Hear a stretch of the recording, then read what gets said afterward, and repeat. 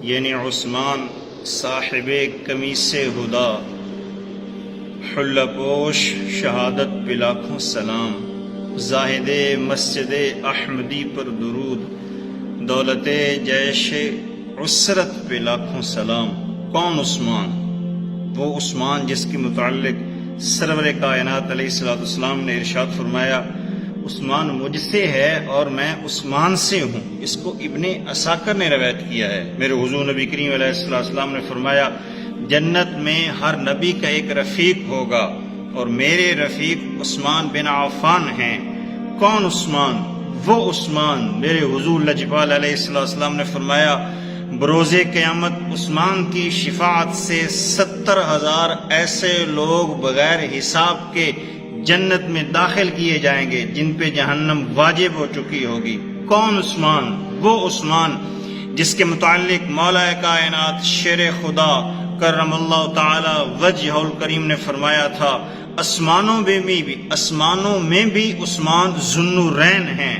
وہ عثمان جس کے ہاتھ کو میرے حضور نے اپنا ہاتھ قرار دیا، وہ عثمان جس نے مدینہ کے مسلمانوں کے لیے 35، 20 یا 40 دراہیم یا درہم کے اندر میٹھے پانی کا کنواں خریدا، اور ہمارے علماء نے لکھا ہے جنت کے اندر جو بھی جنتی حوض کوثر کا پانی پیے گا وہ عثمان غنی کا صدقہ پیے گا۔ کائنات کے اندر جتنے بھی انبیاء ہیں ان کے جتنے ماننے والے ہیں، چاہنے والے ہیں، ان میں اگر کوئی غنی ہے تو عثمان ہے۔ جس طرح میرے مولا کائنات ہیں، جس طرح میرے عمر فاروق ہیں، جس طرح صدیق اکبر صدیق ہیں، اسی طرح میرے حضور نبی کریم علیہ السلام کی امت میں اگر کوئی غنی ہے تو حضرت عثمان بن عفان ہے۔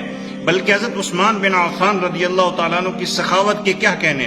حضرت مجدد الفسانی اور ملا علی قاری علی رحمہ ارشاد فرماتے ہیں کہ آپ نے جیش عسرت غزوہ تبوک کے موقع پہ 950 اونٹ صدقہ کیے، اور 1000 کے عدد کو مکمل کرنے کے لیے آپ نے 50 جو گھوڑے تھے وہ بھی صدقہ کیے۔